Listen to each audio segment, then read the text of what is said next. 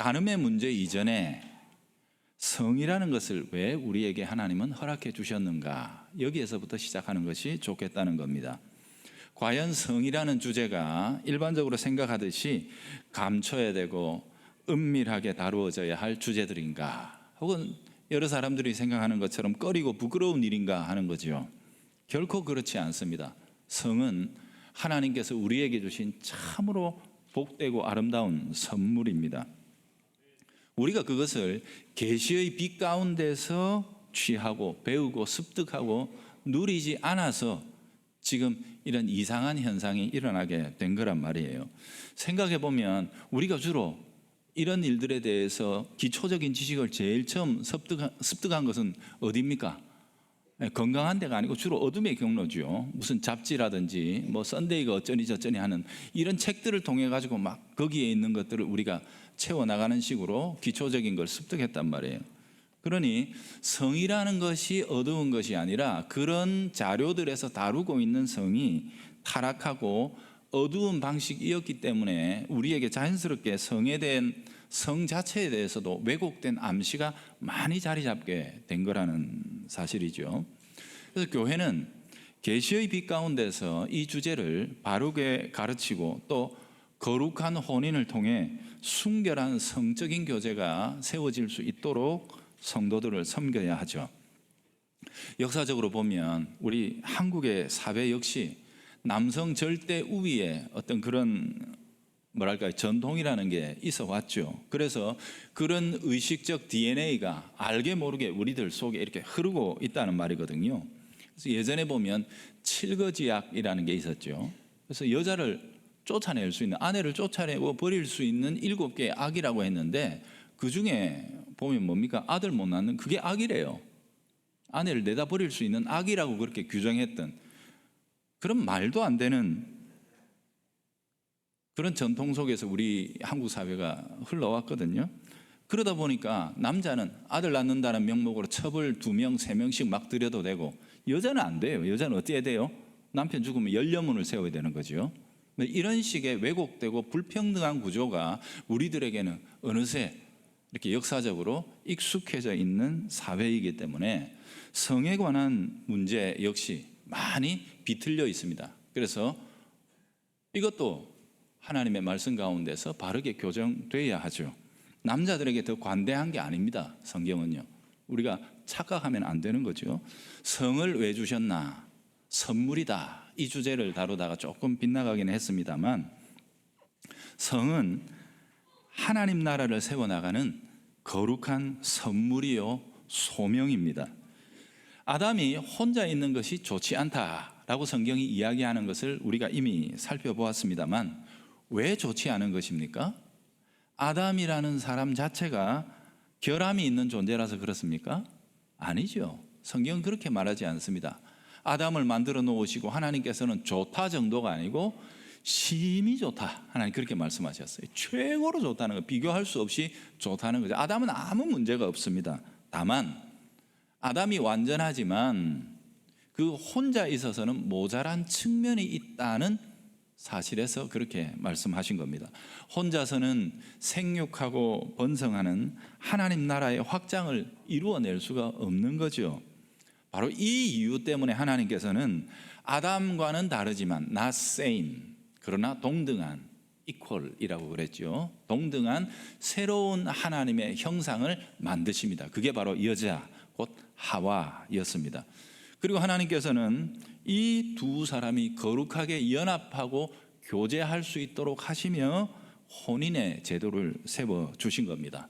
그리고 나서 남자가 부모를 떠나 그 아내와 합하여 둘이 한 몸이 되는 것이다 라고 혼인의 제도의 의미를 그렇게 가르쳐 주세요. 혼인의 이 연합이라는 것은 그저 하나 더하기 하나라는 기계적인 만남이 아닙니다. 더하기가 아니죠. 아담의 마음속에 비교할 수 없는 희열과 기쁨, 감격을 불러일으키는 놀라운 사건이었다는 것을 우리는 알고 있습니다. 하와가 자신에게, 혹은 하나님께서 하와를 이끌어 자신에게 데려오시는 것을 보자 아담의 가슴은 폭풍 치듯이 뛰면서 노래를 부르지 않을 수 없었습니다. 그 노래가 뭡니까? 너는 내 뼈 중에 뼈요 살 중에 살이로다. 오늘 우리식으로 바꾸면 나는 너요 너는 나로구나 라는 이 일체감의 노래입니다. 나와 너를 도무지 구별할 수 없는 완전한 일체감, 완전한 하나됨의 의식, 바로 이 속에 하나님이 혼인의 제도를 세워주시고 그 안에 성의 자유와 기쁨을 머물도록 하셨던 것입니다. 따라서 성이라는 것은 배타성을 기본적으로 가지고 있습니다.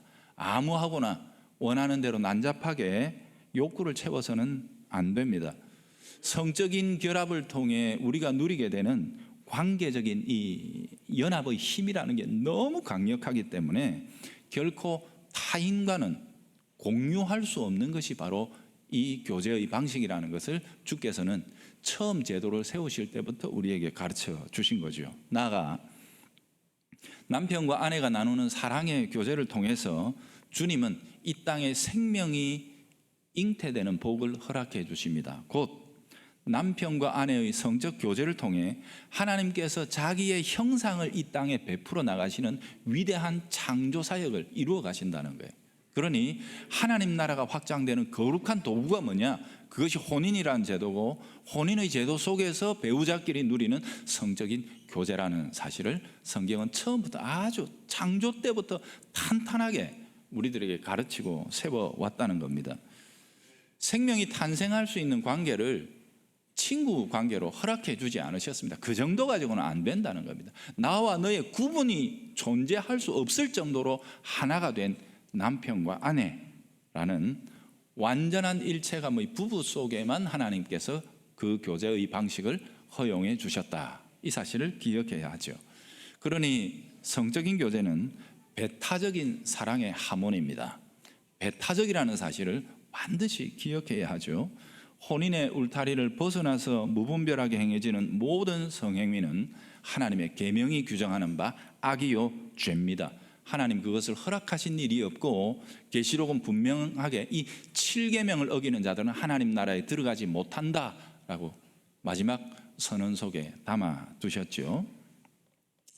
자, 그럼에도 불구하고 이 세상에는 왜 이처럼 성적인 문란이 하나님의 질서를 벗어나 만연하게 일어나고 있는 것일까? 하나님의 뜻이나 계획보다 육체가 이끄는 욕망을 더 중요시하기 때문입니다. 계명보다 육체의 갈망이 우위에 있는 거죠.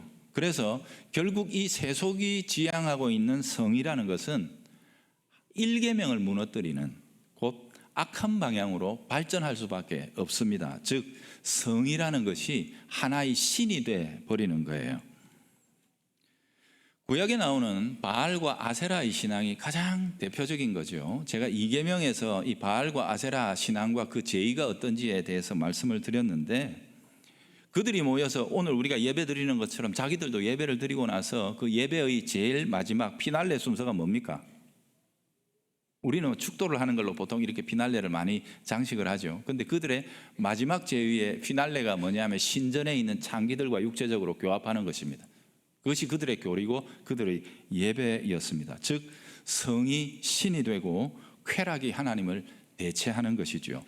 신약도 마찬가지입니다. 구약에만 그게 있는 게 아니고 신약의 에베소나 고린도시에 있었던 신전에도 신전 창기들이 존재하고 있었고 그들의 제의 역시 마지막에 이런 신전 창기들과의 교합이 있었습니다. 그러니 이것은 하나의 문화적인 현상이며 이 문화 속에 또아리를 틀고 있는 마귀의 계궤라는 사실을 우리는 잊어버리면 안 되죠. 자, 이제 한 매듭을 짚고 넘어가자면 제7계명이 다루는 것은 최악의 상황입니다. 성적인 타락으로 이어지다가 마침내는 최악의 상황에 어떻게까지 흘러가게 되느냐? 간음하기까지 한다. 즉 혼인의 언약을 깨뜨리더라도 내가 당장의 육체적인 쾌락과 즐거움을 누려야 되겠다라는 처지에 이르게 된다면, 그렇게 넘어서게 된다면 하나님께서는 그들을 심판하시겠다 하는 것입니다. 최악의 상황이죠. 즉 그런 자는 하나님의 언약 백성으로 보시지 않는다는 뜻입니다. 빨리 회개하고 돌이켜 거룩하고 순결한 삶으로 회복되지 않으면 하나님의 백성으로 보시지 않는다는 것이 바로 이 계명 속에 선명하게 담겨 있는 거죠. 여러분, 다시 한번 강조하자면 이 계명이라는 것은 결승선이 아니고 출발선이라고 했습니다. 7계명이 가늠하지, 내 가늠죄를 범한 건 아니니까 이거 가지고 되는 게 아니라는 뜻이죠. 이 계명을 기초로 해서 자라서 우리의 중심이 성결의 영이신 성령님의 지배 아래 온전히 사로잡혀 하나님께서 우리를 세우고자 하시는 가장 순결하고 정결한 사람의 모양, 곧 예수 그리스도죠. 바로 그분의 단계까지 우리를 이르도록 세워나가시는 과정이라는 것입니다. 각각의 시대마다 이 계명의 기초 위에서 자신들의 문화적인 영적인 현실을 살피고 그 속에 적용해서 가장 적절하고 아름다운 성윤리를 세워나가고, 그리고 그 속에서 거룩하고 단정한 삶을 살아갈 수 있어야 합니다. 우리 시대에는 이게 왜 이렇지? 이걸 분별할 수 있어야 된다는 거죠. 따라서 우리도 마찬가지예요. 지금 우리들의 시대에 만연해 있는 세상의 세속적인 성문화, 이것들을 분별하고 철저하게 파악해서 그것이 아니라 하나님 나라의 아름다운 성윤리를 교회 안에서, 그리고 교회 가운데 세워나 이 아름다움의 물결을 세상을 향해 흘려주어야 하는 것입니다. 그래서 세상이 이렇게 이 사람 파트너를 아무리 바꾸어가면서 육체의 쾌락을 즐겨도 궁극적인 만족이 있을 수 없는데, 하나님 나라 안에 교회가 누리는 이 아름다운 문화를 보고 탐복하며 끌려올 수 있는 그런 아름다운 윤리들을 세워나가야 한다 하는 것이죠. 제7계명, 이것을 순종하기 힘들도록 만드는 바로 우리 시대의 역사적이고 문화적인 흐름은 어떤 것들이 있을까? 이걸 분석해야 되는 거죠. 여러분, 지금 우리들의 세상은 음란물로 홍수가 지고 있습니다. 최근에 꽤 오래된 통계입니다. 이미 이 음란물 혹은 포르노를 처음 경험하는 나이가 언제? 초등학교 저학년입니다. 지금 한국에. 이게 10년 전 통계입니다. 대부분이 들었으나 없는 것처럼 못 본 채 하는 거죠. 에이, 뭘 그런 말을 갖다가 이런 데서 그러면서 없는 것처럼 덮고 지나가자는 거예요. 우리들에게, 우리 교회가 지금 추구하고 있는 게 개혁 장로교회라는 어떤 이 신앙의 흐름입니다. 우리에게 이 개혁 신앙을 가르쳐 주었던 본산지라고 하는 어떤 유럽의 한 나라, 제가 어떤 나라인지는 말하지 않겠습니다만, 그 나라는요 이미 우리에게 이런 신앙을 넘겨주고 자기들은 어떻게 됐느냐, 이 성을 사고 파는 매춘이 합법화되어 있습니다. 시장에 가서 돈 주고 물건 사는 거하고 똑같이 취급되고 있는 겁니다. 그렇게 흘러가고 있는 추세죠. 우리나라도 이미 간통이라는 것이 이 사회적인 죄의 범주에서 벗어나 있지 않습니까? 넘쳐나는 방송의 물결 속에서 성적인 타락과 범죄가, 우리 하나님의 계명에서는 타락이요 범죄인데 그들 사이에서 아무 문제가 안 됩니다. 아주 재미있는 우스갯거리로 그렇게 토크쇼나 만담이나 혹은 요즘 유행하고 있는 예능이나 이런 것 속에서 우리 젊은이들에게 영향을 미치는 셀럽들이 나와서, 연예인들이 나와서 뭐 그럴 수 있다는 식으로 이런 것들을 보며 들으며 자라는 우리의 다음 세대는 어떤 가치관을 가지게 되겠느냐 하는 것입니다. 요즘 즐겨보는 드라마에서 불륜이라는 주제는 아주 일상적이고 평범한 상식 같은 주제로 이렇게 나와 있지요. 주인공 자체가 그렇게 설정이 되어 있는 경우가 얼마나 많습니까? 하나님께서 쓰시고자 했던 거룩한 생명과 하나님 나라를 세워나가는 도구, 그게 지금 마귀가 붙들고 가장 효과적으로 사람들을 무너뜨리는, 하나님 형상을 깨뜨리는 도구가 되어 있는 것이 바로 지금 현대의 문화입니다. 여러분, 깨어야 합니다. 지켜야 합니다. 계시의 밝은 빛 아래에서 거룩과 순결로 우리 자신과 가정 그리고 교회를 지켜나가는 일들이, 우리가 이 일에 있어서 여러분 정말 매달려야 하는 거죠.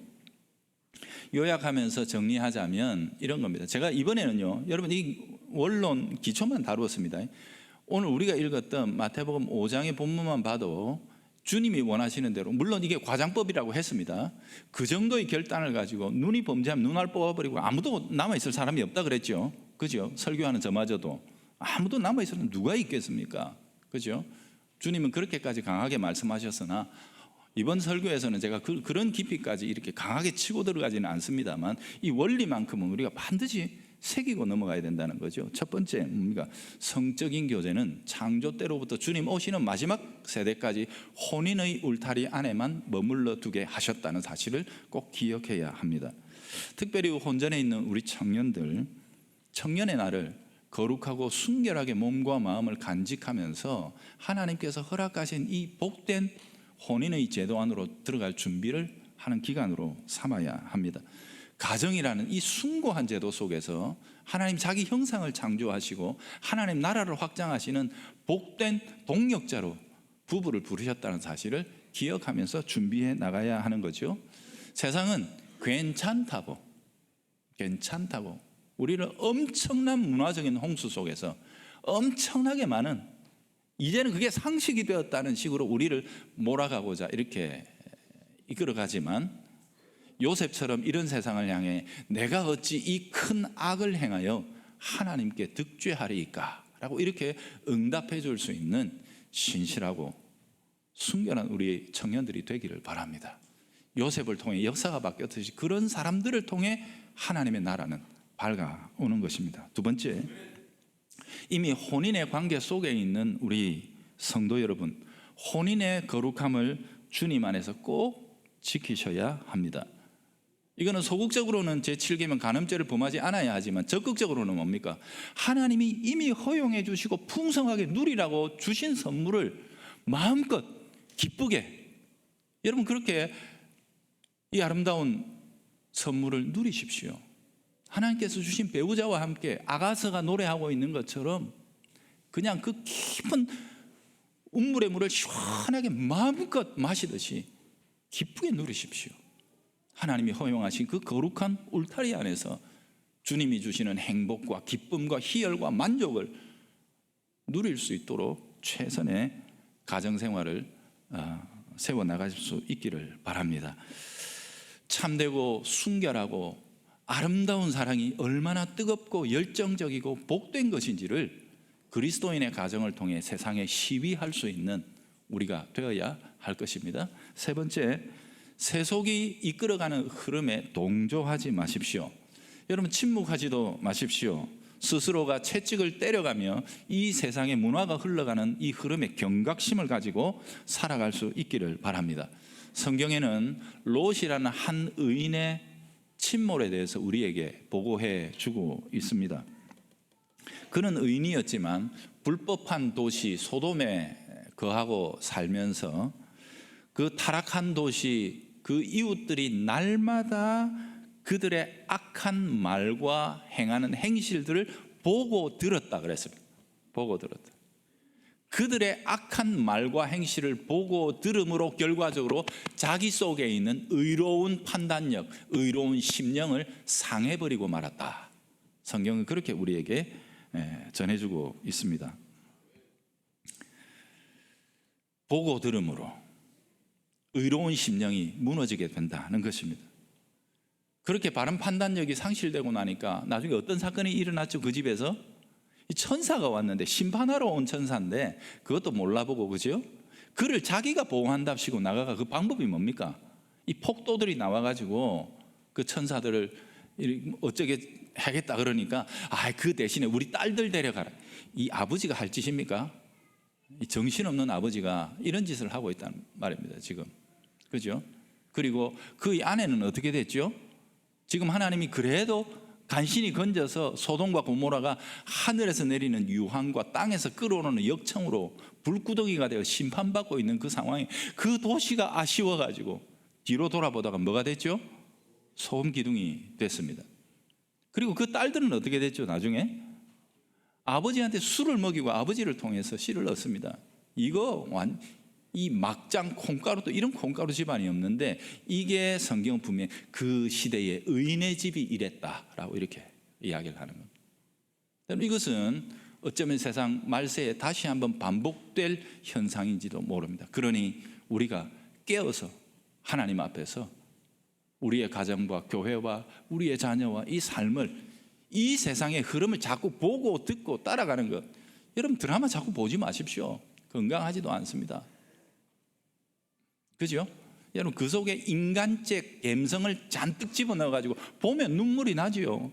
보면은 그 속에 뭔가 이 감정적인 카타르시스가 있는데 그 속에 담겨있는 세계관들 말입니다. 그래도 된다. 요즘은 다 그런 거야. 일단 그걸 기초로 깔고 살아야 돼 라고 우리를 세뇌시키는 이런 문화적인 중독 현상으로부터 우리 자신을 지켜낼 수 있어야 한다라는 것이죠. 진리의 말씀을 더 깊이 새겨 들으십시오. 거룩한 독서들을 하십시오.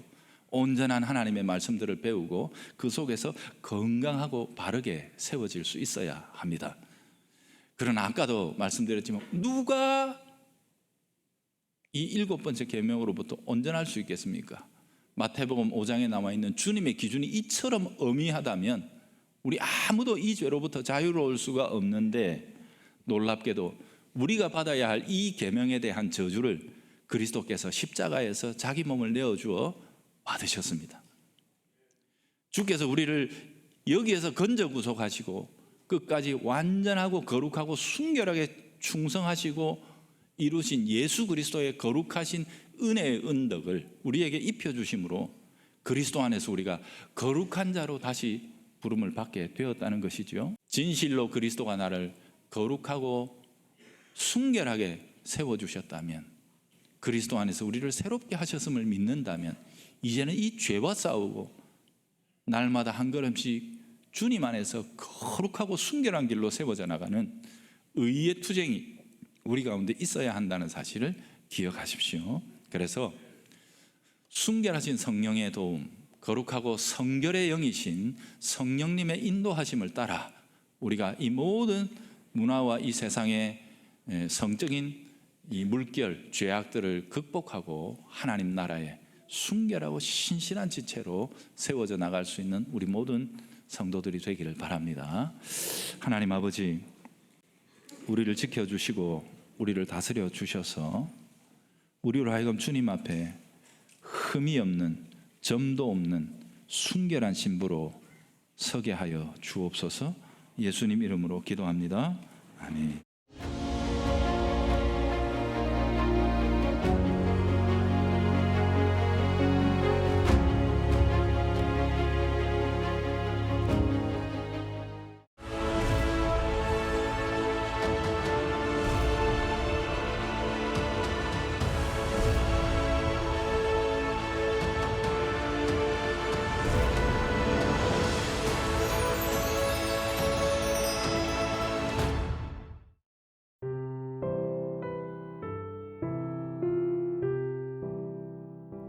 사람에게 있어서 가장 중요하게 평가되는 것이 바로 성품입니다. 그렇다면 가장 좋은 성품은 무엇일까요? 바로 성령의 8번째 열매인 온유입니다. 온유는 히브리어인 아나와에서 유래한 단어로 자기를 낮추며 겸손하다의 의미와 온화하고 부드럽다는 의미를 갖고 있습니다. 그리고 헬라어로는 프라우스로 방향을 의미하는 단어인데요. 하나님을 향하고 사람을 향한 올바른 자세를 뜻하기도 합니다. 성경 인물에서 온유함으로 칭찬받는 대표적인 사람은 누구일까요? 바로 모세입니다. 여호와께서 모세와만 말씀하셨느냐?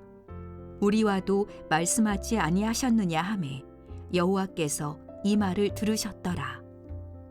이 사람 모세는 온유함이 지면의 모든 사람보다 더하도다. 모세는 자신을 비방하는 소리에 대항하지 않고 묵묵히 자신을 돌아보며 하나님의 뜻을 기다렸습니다. 너희 중에 선지자가 있으면 나 여호와가 환상으로 나를 그에게 알리기도 하고 꿈으로 그와 말하기도 하거니와 내 종 모세와는 그렇지 아니하니 그는 내 온 집에 충성함이라. 모세의 온유함은 하나님과 바른 관계를 유지함으로써 얻어진 후천적 기질이었습니다. 예수님께서도 온유한 자는 자기 땅을 기업으로 받는다고 하였습니다. 또한 온유한 사람은 겸손히 하나님을 예배하는 사람입니다. 우리는 예수님과 아름다운 관계를 형성할 때 비로소 온유의 열매에 한 발 다가설 수 있는 것입니다. 온유한 자들은 땅을 차지하며 풍성한 화평으로 즐거워하리로다. 하나님께서는 온유한 자에게 지경을 넓혀주시고 사람을 행복하게 하십니다. 우리 모두 예수님의 성품인 온유함을 본받아 하나님께 귀하게 쓰임받는 축복을 누릴 수 있기를 간절히 소망합니다.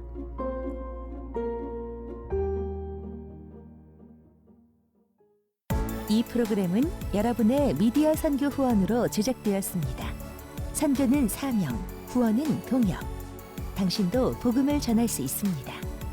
선교 후원 02-6333-1003번